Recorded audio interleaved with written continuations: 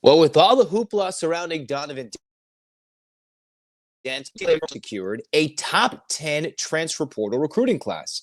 More on the way or already solidified?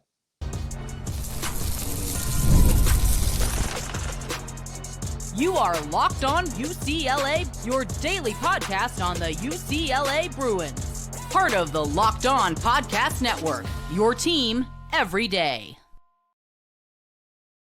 Welcome, everybody, to this edition of the Locked On UCLA podcast. I'm your host, Zach Anderson-Yoxsimer. Thanks for making this show your first listen each and every day. It's free wherever you get your podcast, and it's available on YouTube. Like, comment, subscribe, download. Thanks for your support. It's your team every day. This episode is brought to you by Game Time. Download the Game Time app, create an account, and use the code LOCKEDONCollege for $20 off your first purchase.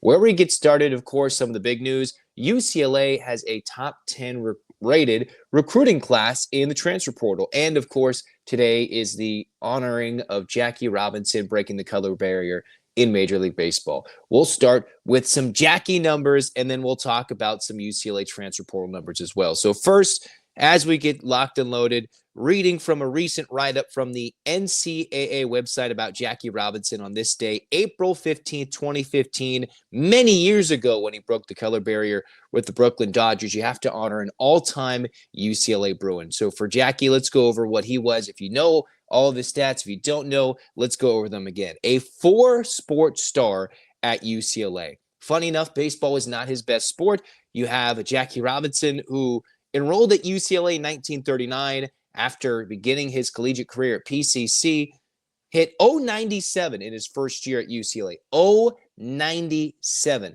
In his first game, had 4 hits, though, stole 4 bases, and stole home twice in his first career game at UCLA playing college baseball. Let's continue with the legend that is Jackie Robinson. Adding on the fact that from 1939 to 2022, he had the school record for yards per carry in a season, over 12 yards per carry.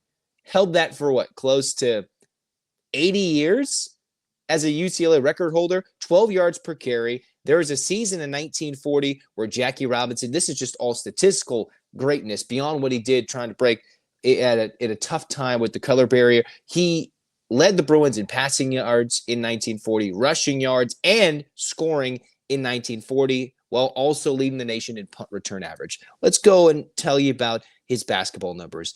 A double-digit per game score, 12 points per game, 11 points per game in 1940 and 1941, a West Coast Conference MVP, and scored 25 against Stanford back in 1940.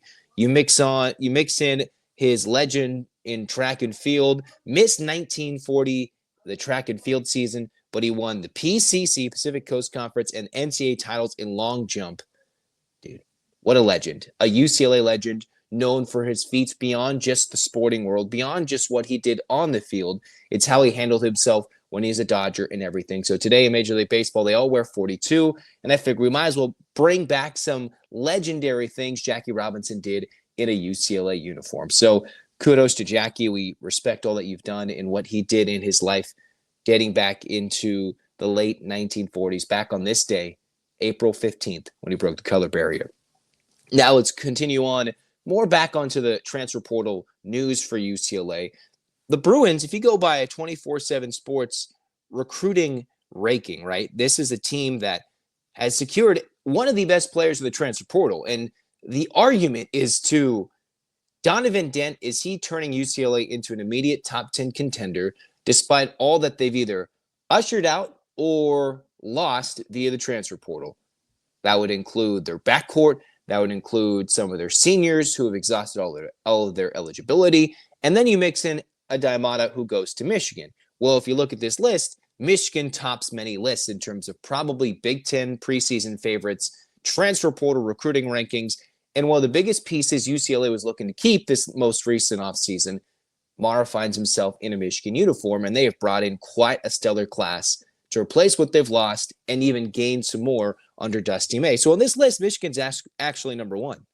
You mix in Louisville number 2, Kentucky number 3, Creighton, LSU tied with Iowa in the top 5, Maryland with Washington at 8, UCLA is number 9 overall in the transfer portal recruiting. They've got 4 commits And the battle is, where does the depth come from? From Jamar Brown, Steven Jamerson, and Xavier Booker.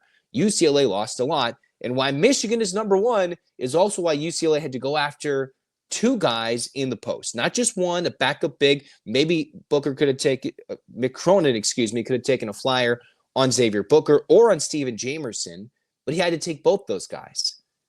Maybe not necessarily a risk reward, but, one with some upside, the other one with more veteran savvy and stability to bring the Bruins into a much deeper run into the NCAA tournament. As I talked in the last Locked On UCLA episode and in recent episodes, there is much hype. Various outlets, various way too early top 25s, various people that are still very high on Mick Cronin's ability to take an almost all guard lineup and return them to the Final Four like they did in 2021 with an undersized center. Now, that would take a lot of development from Xavier Booker, who is a guy that liked to shoot the three, would get lost outside the arc, and still has some development that needs to be done, playing from one tough coach in Tom Izzo and now transitioning into a Mick Cronin style. I remember talking to my Spartan source and saying that was an interesting pivot for him to go west and stick with the same coaching style as opposed to going in a system that might fit him better. Well, he's ready to go with the Cronin coaching style. Jamerson, of course, coming from USD, you go from a former UCLA coach to the current UCLA roster. You wonder, what can he do? Can he bring some stability in the post if Booker's not the man, or is he just going to play more as a backup big? Then you bring in Jamar Brown. I really liked the Jamar Brown pickup. Of course, the transition from NJCAA All-American mixing into the Summit League and now making the next big leap, utilizing that extra year of eligibility at the NCAA D1 level from the extra year granted from the NCAA of JUCO.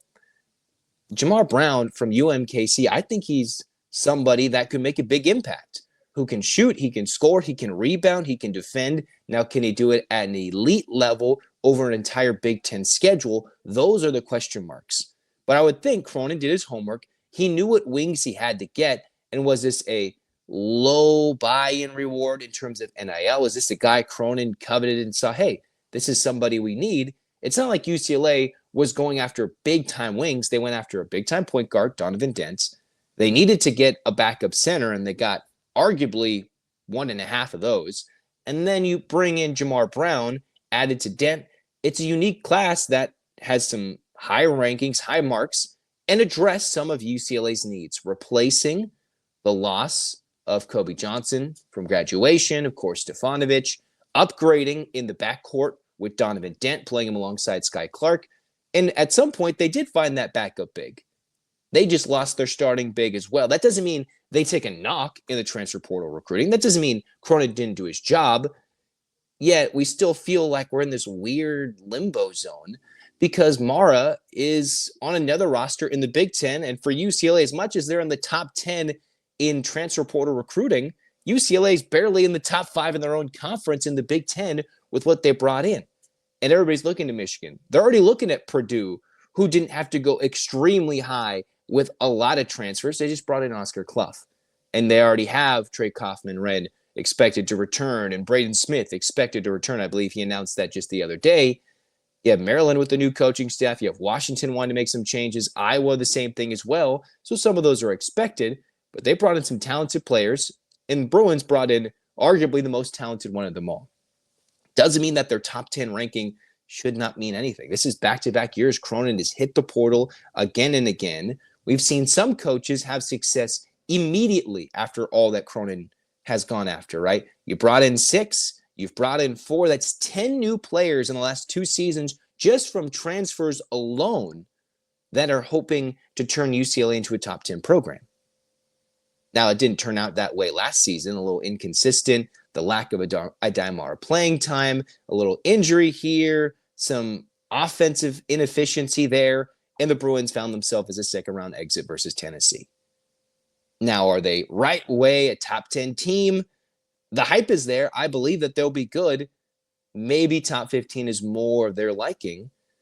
But back-to-back years of Cronin going after finding proven players, older players, a couple of guys that have already played under his system a couple of seasons or a season in some cases. And that's where Cronin does his best work. And look at the Final Four, a team that got hot at the right time with some good guards, some stars that were ready for some hard coaching and ended up going on to have some good pro careers or in the NBA right now. And we're trying to fall short of that? No. Cronin's done a great job after that horrible, for some reason, in high school between football and basketball, UCLA swings at the best stars in the class of 23 did not hit. And most of those players in the class of 2023, for some reason, there's nothing going on there. You look at the college football class and their best quarterbacks in the class of 23, all almost transferring. You look at the basketball. That was the last time when they really went with the G League elite. You mix in guys transferring, the two-time transfer portal rule, or the two-time transfer rule existed then. That's why Marcus Adam Jr. is everywhere. For some reason, UCLA is still reeling from both football and basketball from that 23 class not being any good or transferring 30 times. Well, Cronin, I think, has finally stabilized the volatility that was that high school class, rejuvenated this UCLA program, and I think they'll have a good year next year. The rankings say things, but they have to prove it on the court, and we have an whole offseason to talk about it. Next, we're going to talk about the Big Ten quarterback rankings. Are the Bruins in trouble? I know they've been rumored to go after Nico, but is that because Joey Aguilar is not looked upon in a great view? What's going on with Joey Aguilar? We'll talk about that next on Locked On UCLA. Let's tell you this episode is brought to you by Game Time, because there's nothing like the atmosphere of an NBA playoff game. Every bucket, every defensive stop, every moment feels huge. It's electric in the arena, and with Game Time, you can be a part of it without the stress of last-minute ticket hunting. What does that mean? Well, Game Time makes it fast and easy to get those playoff tickets, even when the demand is sky high. It absolutely is. And prices on the app actually go down as tip-off gets closer, and their last-minute deals can save you up to 60%. Already this season, I've used Game Time to go to big-time NBA games. Whether it's the Cup earlier this year, maybe you're going to go check out the play-in a couple of days. The Game Time app has saved me some money when I was trying to go to Madison Square Garden for the first time, and it was an electric experience with some great deals. So take the guesswork out of buying tickets with Game Time. Download the Game Time app, create an account, use the code LOCKEDONCollege for $20 off your first purchase. Terms apply. Again, create an account, use the code LOCKEDONCOLLEGE, LOCKEDONCollege, for $20 off. Download Game Time today. Last minute tickets, lowest price guaranteed.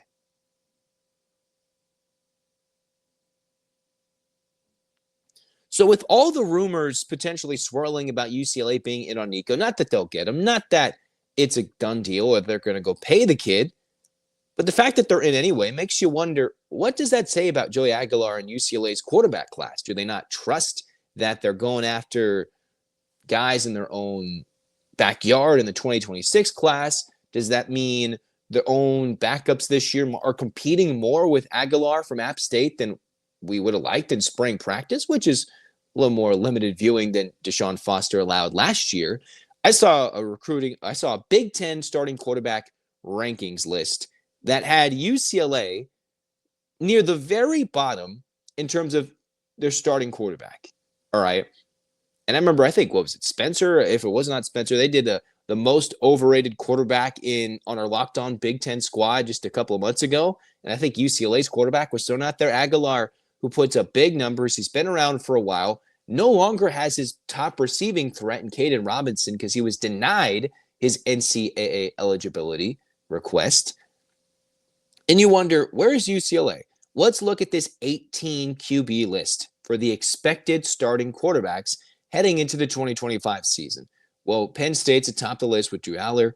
Then you got Ohio State with Juju. Then next thing you know, third is Dante Moore. And you're like, okay, well, and I'm looking at this list from College Football Report. And I'm like, okay, this is interesting. UCLA, we've seen the Dante Moore experience. It's been close to 2 years or a year plus since he's taken the field as a starting quarterback, where he had the job, lost the job. Ethan Garbers took the job. And last year, Garbers was rated as a middle-of-the-pack quarterback heading into the season, and I thought he was still better than most of the Big Ten quarterbacks, which is saying something that UCLA is near the bottom of this list right now. So Dante Moore, former UCLA quarterback, listed as number 3. Bryce Underwood for Michigan. Anything in Michigan is better than what they had last year. He's top 4. Luke Altmaier, he is 5th, mixed with Damon Williams Jr. and Washington 6th. Dylan Raiola, 7th. Interesting. I would have thought he's much higher on this list. Then you have Jaden Mayava, who comes in at 8th. Mark Gronowski, 9th. Fernando Mendoza, who was a guy UCLA was in on early in the transfer portal recruiting, he sits 10th. So I wonder, okay, am I agreeing with this list, but still debatable? I think Mendoza's a little lower. Aiden Childs at Michigan State, 11th. So that's your top 11 QBs expected this season to start at their various Big Ten schools, and UCLA is apparently nowhere near that. You bring in Billy Edwards Jr. for Wisconsin, Preston Stone for Northwestern, Malachi Singleton with their new coach and their new system at 14th, Athan Kaliakmanis right there. He, for Rutgers, is 15th. I was not all too impressed with him. Justin Martin, another former UCLA Bruin, would have been arguably the clear-cut starter heading into this year if UCLA decided to keep him. He is 16th. Then Joey Aguilar at 17th, and then Zach Pyron, 18th, is the bottom. UCLA starting QB, potentially, is rated 17th. Now, you could argue that I think he should be a couple of slots higher on this list based on some guys we saw last year, based on what we've experienced with Justin Martin and Dante Moore. So we don't really know what to expect with Joey Aguilar. Of course, you look at his App State numbers, high volume throws, lots of yards, lots of touchdowns. He can get the ball vertical, but also the turnovers come with it, which was what some of the doubters, what some of the naysayers would bring up talking about him coming to UCLA. And that's why the 1-year rental option is pretty good. You bring in a guy who did the same thing, took Indiana to new heights with Tino Sunseri, and that's the hope that it's April and heading into fall camp, heading into the first couple of games, which I think are fairly winnable for UCLA. You could argue with that Utah game will be a toss-up as they look to move on from the Cam Rising experience, that UCLA is in an interesting spot at the QB position. Is Aguilar running away with it at spring practice? From what I've read, what I've seen, maybe not exactly. But, it's early. The Friday night showcase will tell us some. The spring game will tell us a little bit more. Not a lot of eyes allowed for every single moment at UCLA football practice, spring practice at this moment. And still, the portal, yet to be open, could make a difference, help out UCLA in the offensive line, maybe a skill player or two, maybe a running back or two. Who knows where UCLA is going to go once the portal officially opens, even if it is to attack the QB spot. Yet that leaves a lot to be desired, that Joey Aguilar is looked at very low on this list from College Football Report in the terms of Big Ten starting quarterbacks. I like to argue he's much higher. I've been a lot more positive on him coming to UCLA and being impactful right away. That just seems to be a bit of a doubter's mindset heading into this next season, though. So you wonder, can Aguilar improve? Can Tino Sunseri as a QB guru, as a whisperer, work his magic? I hope so. I believe so. And I think that's why the Joey Aguilar pairing makes a lot of sense, because that's what he's done last few years. Work with a quarterback this season, a quarterback this season, and at 3 different schools, 3 different places, it's generally led to some success. Can it be repeated at UCLA when he has full reins, full control? He's not co-offensive coordinator. He is the man in charge. He is the face of the UCLA offense after it was absolutely dismal in 2024 with Eric Bieniemy and a returning Garbers, with a lot of returning pieces, and UCLA's got a little bit less this year, including on the offensive line. That's why that win-loss total is so low in the Big Ten. I think UCLA can get past it. They can surge past it, but does that mean by a win or 2 or by 3 or 4?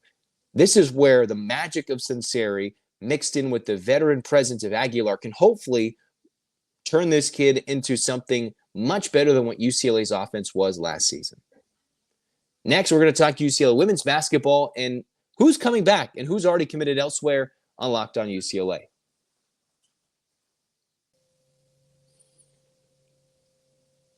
You ever check your bank account and wonder, where did all my money go? Between dining out, online shopping, and entertainment, it's easy to lose track. That's where Monarch Money comes in. Your personal CFO that gives you full visibility and control over your finances. Monarch Money isn't just a budgeting app. It's complete financial command center, and you can track all your accounts and spending in one place. So all you have to do is just stop managing your money. You start building wealth. This is what happens when you start using Monarch. You can see how much you're spending on food delivery. You're like, how much did I do that over the weekend? On how much? Exactly. Now you can budget smarter and save more. take control of your finances with Monarch Money. Use the code LOCKEDONCOLLEGE at monarchmoney.com for 50% off your first year. That's monarchmoney.com, code LOCKEDONCOLLEGE for half off your first year.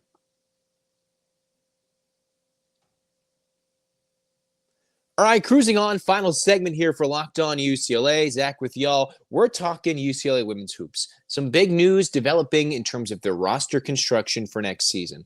One player returning, and a couple players have actually committed to go elsewhere. Kendall Dudley, I believe, is already going to Michigan. She's announced that. You mix in Zania Soka, who is expected to go to Indiana. And then now the latest is Alina Arnesalo going to North Carolina, who made it in an NCAA tournament run. So Arnesalo's already found a new home. Zania's found a new home. Dudley's found a new home. And I believe that's at least 3 to 4 players, if I've already lost track. There's been 6 of which have already found new homes, with London Jones and Janiah Barker being more of the shocking entries and more vital losses, key losses for UCLA this upcoming season, right? Barker is a top 10 recruit in the portal overall from players committed or not committed. She's rated top 10, I think, at the 7th spot, according to ESPN, in terms of women's basketball players in the portal. London Jones, that senior from that class of 22 that we all expected to return, is not there, which in my mind, I would like to see Gianna Neepkins return. That's where Gianna Neepkins, the former Utah Ute in the portal, who's visiting all those SEC schools and UCLA, that's where the Bruins could say, hey, we have an open spot for you, a shooting scorer role, which you would thrive in at UCLA, and we could go win a national championship with you. All right, that's where, if they can go secure the commitment from Neepkins, it would be huge for Corey Close in UCLA. The return, though, of Angela Dugalic. She announced that she's going to return for, I believe, her 6th year, a long college career mixed with an injury and a COVID year. She had that extra year of eligibility, and she is putting it to use. She announced it on social media just the other day. She is returning to UCLA. And you're wondering, is that good for the Bruins? Is that not? Well, when UCLA lost 6 players to the portal, that left an option for Dugalic to return. Somebody who played a lot of minutes, started a lot of games. I thought in the Elite 8 game against LSU had one of her best games, even though it wasn't a scoring game, even though it wasn't a stat-stuffing game. She played, I thought, with Lauren Betts out, one of her best games, getting in the way, playing defense, just stopping the LSU attack. That was one of her best games. So she's a vital veteran for Corey Close this upcoming year, a team that's a preseason number 1 that needs to lean on some veteran experience, because there will be a lot of newcomers. Sienna Betts, Lena Bilic. There's got to be another player or two coming via the portal for UCLA. Charlize Ledger-Walker, who is coming off of injury, who's been in that locker room for a year, developing relationships, rehabbing her injury. But you need that on-court experience. And I think all those relationships mixed in with a talented transfer like a Gianna Neepkins could make UCLA one of the most dominant teams in college basketball next season. They could. It absolutely could. And yet the Bruins do need to filter out, all right, who is actually going to start? Is it the Betts, Lauren Betts, Sienna Betts combination, or is Dugalic going to be back in there, or will she see a reduction in minutes and be along for the ride? That's something that maybe impacted her decision. Maybe she was like, this is my last chance to go wrong. And she didn't really specify her reasons. She said she had her reasons for returning to UCLA, and all the power to her. Great to see another Bruin who's been around for a long time, seeing the development of this team move forward for UCLA and continue the journey, right? This is a team, a senior class that is hungry, starved to make something happen for the first time in program history, win an NCAA championship in women's college basketball. But the Bruins, they've been knocking on the door. Sweet 16, Final Four. And now there's an opening as a preseason number 1, even with all the losses to the portal, what they're bringing in, Dugalic coming back, one of those key players we didn't know. Is she on her way out? Is she staying one more year? She's staying, which means the continuity is there. Hopefully the chemistry of the roster construction will be there. And you mix in one good fit in the transfer portal, arguably a great fit in Neepkins, and the Bruins will be set. If they get a Neepkins, that would be a great setup for UCLA because you can replace London Jones from the three-point line with scoring alongside Tamia Gardner. You have two options there. You have a ball handler and a bigger ball handler, an experienced scoring ball handler in Charlize Ledger-Walker. Take the pressure off the shoulders of Kiki Rice. Don't need to force the ball as much to Lauren Betts, or maybe get better entry passes to her. Jaquez, who took a step from her sophomore to junior year, can maybe continue to do that role into her senior year. And then with all of these players, you lost all the youth of the class of 2024. It's still a team that can absolutely compete for a national championship. Neepkins is a key for UCLA in the portal. Dugalic coming back with all those roster spots open starts to make a lot more sense now. And I think she was maybe waiting to see how the roster played out, and it played out in her favor. So she's like, why not come back one more year? In my opinion, I think that's a fine decision for her. It's just, what does Corey Close do? Is it the same role? Is it a reduction? Is it coming off the bench? Is it one of those, you've seen this in basketball, those players who start 5, 10, 15 minutes, and then you have that sixth player come off the bench, which is kind of what Janiah Barker did at times.